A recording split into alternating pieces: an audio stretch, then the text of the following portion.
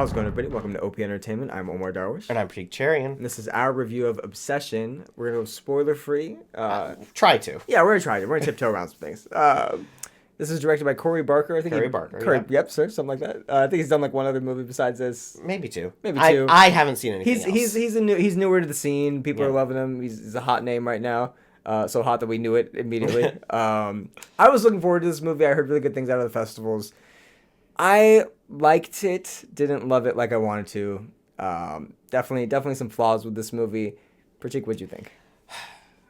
And this isn't sponsored. I know he's wearing a Focus Features hat. This isn't sponsored by Focus Features. We're not. No. No, you know how, like, there's some movies where you're just like, this movie isn't really good, but I had so much fun watching it. Yeah. This is the opposite of that. I was like, where are you going with this? I did not have a good time. And yet there's a lot of ideas and flourishes and little things in there where it's just like, oh, this is well done. I just did not enjoy myself. Would you agree that it's a roller coaster ride? Or at least feels like a ride of sorts? No. Okay, well, there you go. No, I think one of my big complaints with this movie is that it's pretty obvious where, like, every beat, it's really obvious where it's going. Yeah. You know, everything is really telegraphed. I was telling you this earlier as we were setting up. I really liked what Corey Barker did as a director. I thought the shots and like the way it's all framed and all of the like filmmaking aspects are really good. Sound mixing's great. We saw it in Dolby. So. Yeah, don't say this in Dolby. You're gonna you will shit your pants. Yeah, but I thought the script and the plotting, Corey Barker, the writer, really let Corey Barker, the director, down because I hated everything about the writing. I wouldn't say that like the dialogue was atrocious or anything. It was more so like, are you saying like plotting and like story beats and stuff? script and story beats and all of that? Because the way that everybody was talking felt natural. The script in that aspect was fine. It's very formulaic, and that's where it lets you down.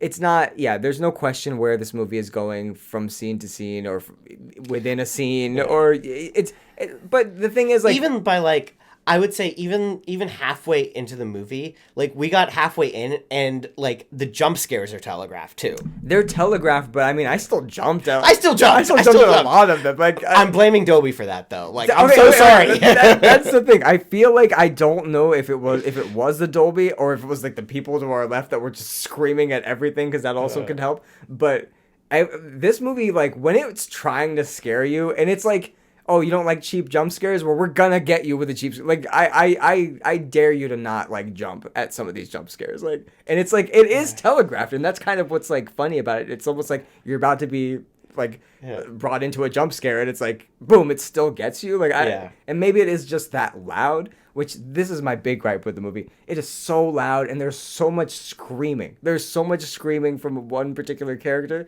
and she's great. I'll just say it. The lead actress. The lead actress. Whose name I will not pronounce. Who plays Nikki. I think her name is right.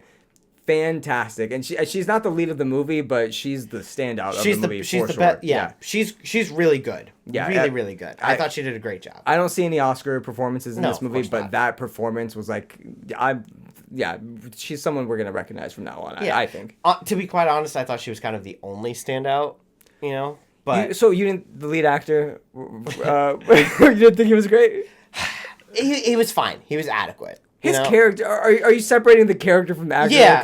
Yes. I'm separating the two out, and I recognize that like the character's kind of a blah character, so like it's hard to really do a lot with the character. But I even with the like nothing to do, I didn't think he did much with it. So. Yeah, I almost was like, when they introduced the character, I was like, okay, this is kind of an interesting character. I wonder where they're gonna go with him. Nowhere. Yeah. like it's like it's a journey. It's a sad journey, I guess, but it's not a 3-level character arc with this guy, or dare I say anybody in the movie? No.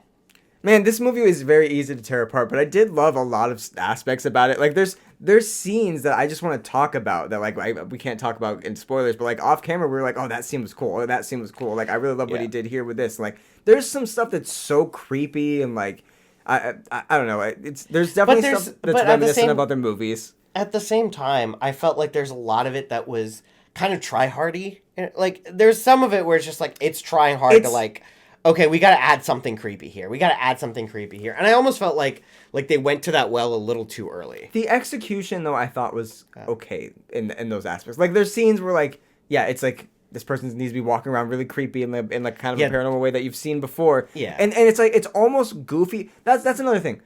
Do you think this is a comedy? Because I think if you're viewing this as a dark comedy, it works so much better than if you're just viewing this as like a horror movie. It's that comedy. You know those comedies where like the humor is in how uncomfortable they can make like you and everyone else. It's a comedy in that vein. Only it's not funny. It's just enjoying watching you be uncomfortable. I thought Weapons did that a lot. Like Weapons is more of a dark comedy, but it's also like probably. Would you say Weapons is more of a comedy than this?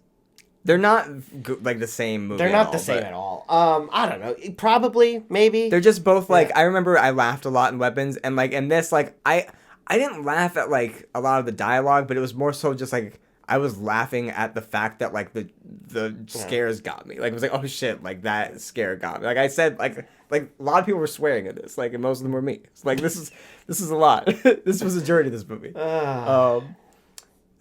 I don't know how to score this movie, but I almost want to just get to the score because I don't have a lot to say about it. Yeah, I mean, again, go ahead. It was good. It was disappointing. I didn't love it. The performances were good. The writing, as far as the script, as far as like the story and plotting, wasn't great, but like the dialogue was fine. Really interesting camera choices. The sound mix was good. Dolby.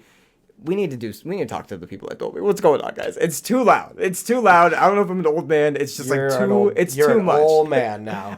No, because even when I was in like high school, I used to think IMAX was loud, and like now IMAX has shifted to. Anyway, we're not going to talk about this. Dolby just is loud as hell, and it may have helped the scares in this movie. I do want to see this again. I know you're probably not going to see this again. I'm definitely not seeing. But like.